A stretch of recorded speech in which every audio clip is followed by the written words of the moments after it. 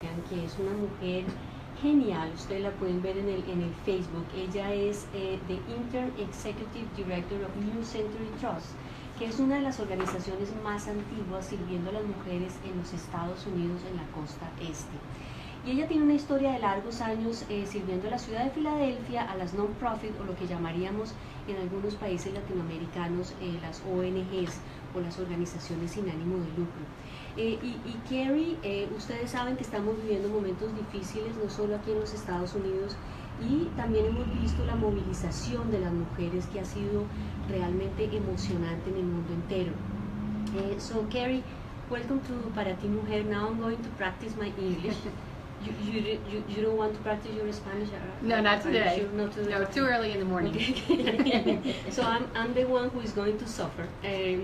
Carey, I would say that we are living difficult or special times, and I have the feeling that being together as a women, we can help each other to overcome some difficulties. Yes. So what does Carey Morgan think about the moment that we are living in? Well, thanks for having me on the show, Emma.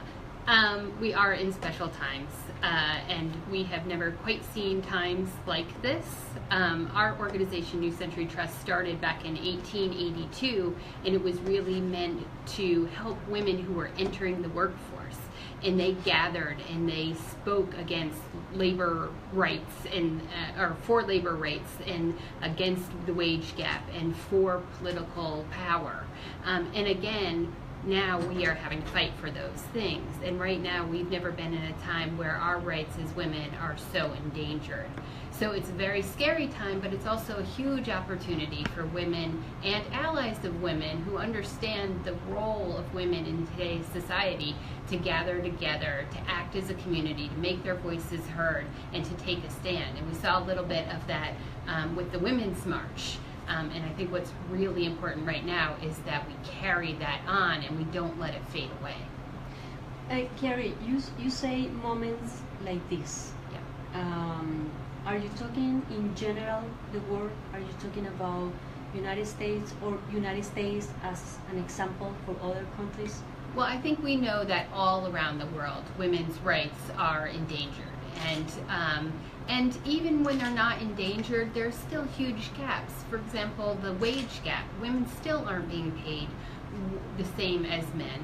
And when you talk about in the United States, the wage gap between white women and white men, it's 80 cents to $1. But when you really start talking about Latina women against white men, it's 43 cents to the dollar. In places like New Jersey, in Pennsylvania, it's 56 cents on $1. Carey, could you repeat that information, please? Sure. Basically, Latino women are making half of what white men are, which is crazy. And we see women are becoming more educated. More women go to college than men now. More women, 52% of women earn more than men now. But they are not earning the wages men are. They're earning it because they're working more hours. So they aren't getting a fair wage. And that gender gap is really impeding success not only of women in their households, but women in the community itself. So when we hear Kira talk about things like domestic violence, a lot of the reason women don't get out of their situations when they are in those situations is because they don't have the finances to do it. They haven't been able to save up. But if we can fill that wage gap, then the power of women in the community to make change is going to be huge.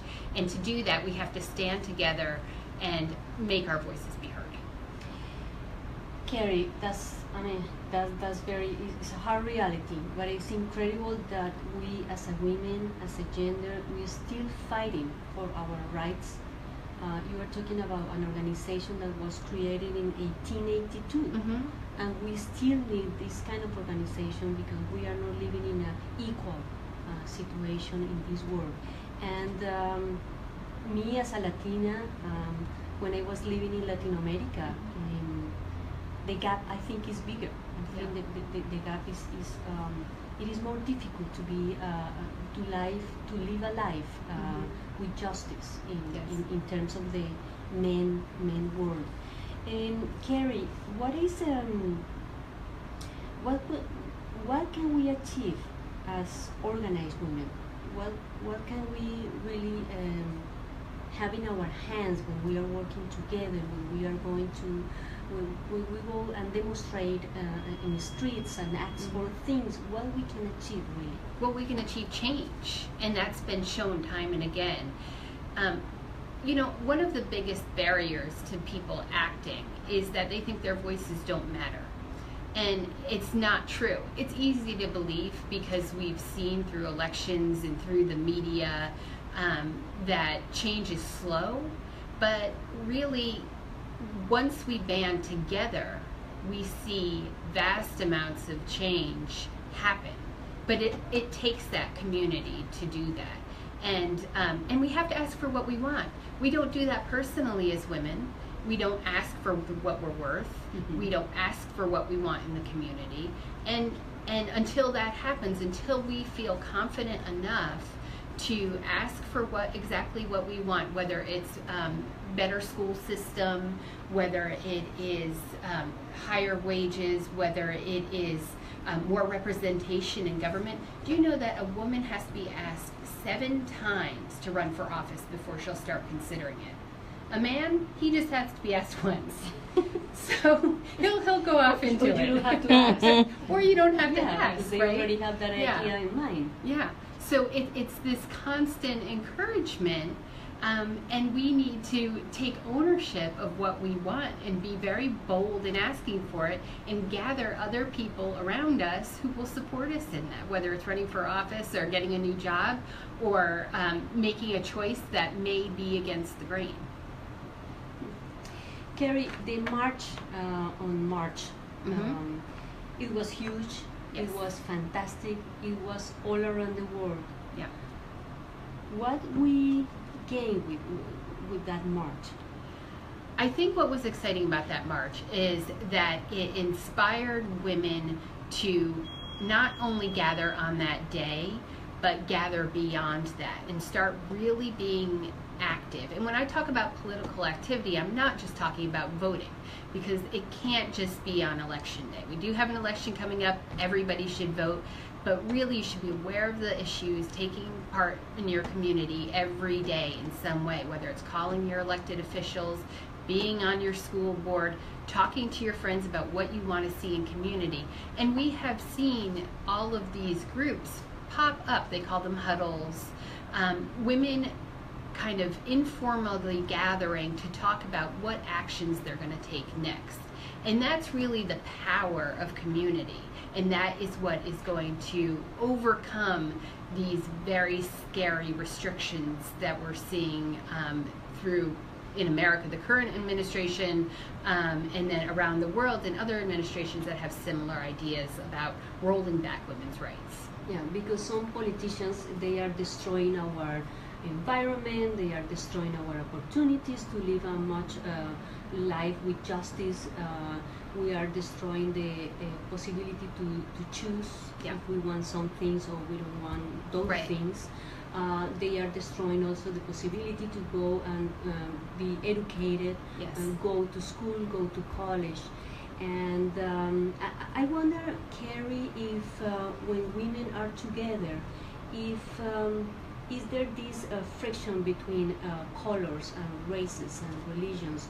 I don't feel it personally when I'm with women, but you are the director of an organization, very important organization. Do you think that is present, that I do. friction? Yeah, I do. And it comes from a long history of systemic racism, and we have to be very intentional in working together, because those are the sort of divides that are going to mean that people can roll back our rights, but they also have to be addressed in such a way that's responsible and acknowledges that there have been various forms of oppression on different races, and that maybe Latinas and African American women haven't been as well considered in the feminist movement as they should have been. And I think going back to your point about maybe you don't feel it, one-on-one, I think we're all women and we all can relate one-on-one, and it's when you get these big systemic conversations in place that you see more of these divisions. And we have to remember that we're all women, we're all going through similar experiences, we all have the same concerns about taking care of our families, taking care of our communities, building a great career, and really look at the commonalities, and then, you know, make sure that we're all being taken care of equally. And it's really building equity, because Latinas and African American women have not been treated equally, and we even see that going back to the wage gap. It's still less for Latinas and African Americans. So we have to be cognizant of that and make sure systems are in place to correct it. Yeah, that we are not going to repeat. Right, we can't repeat the past because there's too much at stake right now. We are in 2017 already. We can't repeat that story, right? Right.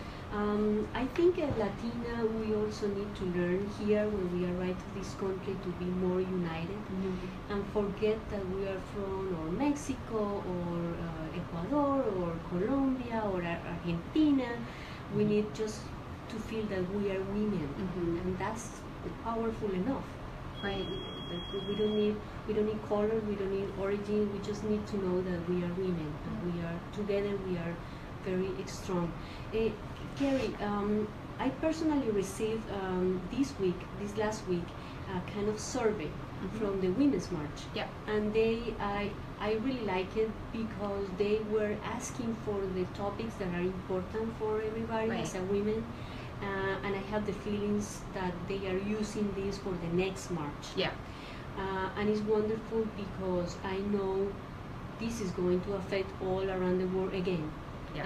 And of course we can, the war is not dismissed, but we have to learn to embrace the Latina women in our Latin American countries in the same level. Yes. Because they have their fights, pretty much they are living exactly the same that we are experiencing here, also because a government from the United States affects the entire world.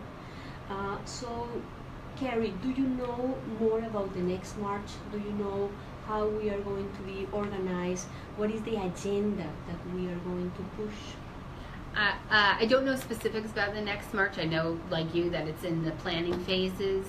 But I think, you know, what we have to realize is that our rights are being rolled back. So everything from reproductive rights to rights in the workplace to discrimination, you know, we have voted in a leader who has had serious issues with women, and I will leave it at that. But we need to be aware of what that means when it trickles down and how that's going to affect women. So I think there are so many issues, everything like you were saying, from the environment to reproduction to education, and we have to be on top of all of these, and that could seem very overwhelming at times. So that's why it's great to work with a community of women, because what they're trying to do is divide us, and the more we can work together, the better off we'll be. Okay, so Carey, thank you very much for being part of Mujer. It was an honor to have you, and I hope you can join us in a couple of weeks to tell us about the different activities that you guys are doing, and I'm going to post in Facebook all the activities that you have. Great. So you can invite all women, especially here in Philadelphia, especially Latina. So I know Kira and Maria Angeles are going to join your organization. Great, we're happy to have everyone. Thank you. Thank you.